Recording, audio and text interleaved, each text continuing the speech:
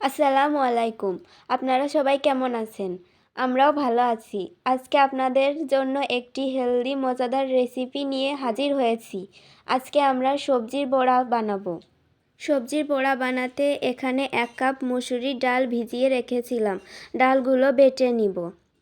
বেটে রাখা ডালের ভিতর কুচনো পেঁয়াজ মরিচ নিব। এবার কাঁচামরিচ, পেঁয়াজ, রসুন বাটা দিব।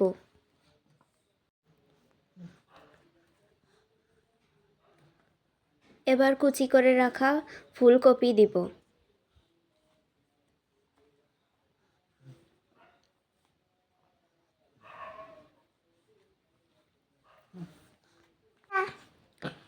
কুচি করে কেটে রাখা বাঁধাকপি দিব।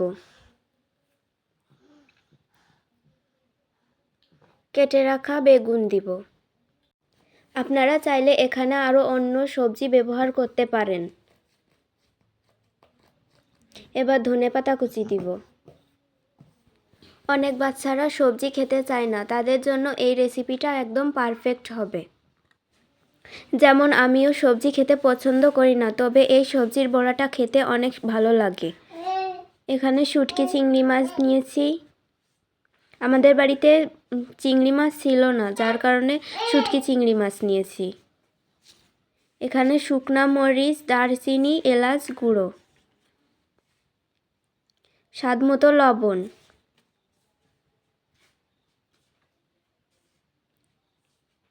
কিছুটা হলুদ গুঁড়ো।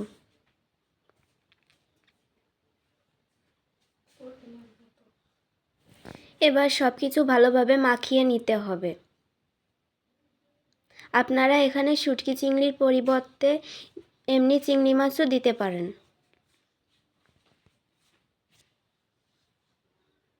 ভালোভাবে এটা মাখিয়ে নিতে হবে।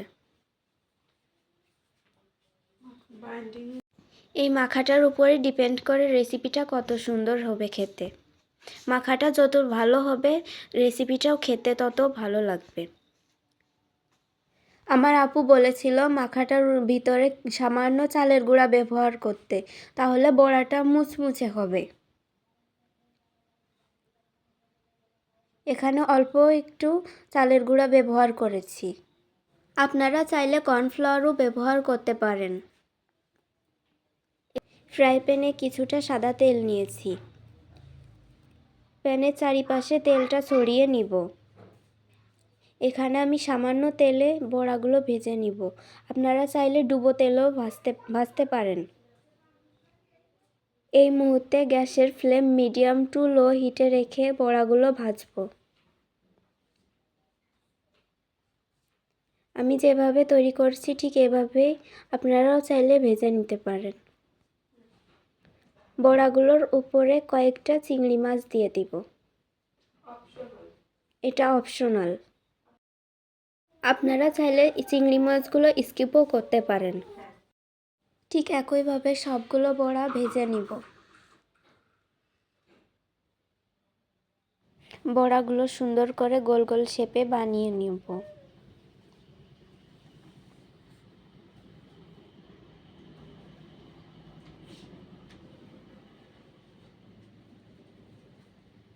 এবার বড়াগুলো উল্টে পাল্টে ভেজে নিব। আপনারা চাইলে আমাদের চ্যানেলটিকে সাবস্ক্রাইব করতে পারেন। আরও নতুন নতুন ভিডিও পেতে অল বাটনে ক্লিক করতে পারেন। বড়াগুলো ভেজে নিয়েছি। দেখুন বড়াগুলো দেখতে কতটা লোভনীয় হয়েছে, খেতেও ঠিক ততটাই সুস্বাদু হয়েছে। রেসিপিটি ভালো লাগলে আমাদের চ্যানেলটিকে সাবস্ক্রাইব করে পাশে থাকবেন। ধন্যবাদ। আসসালামু আলাইকুম।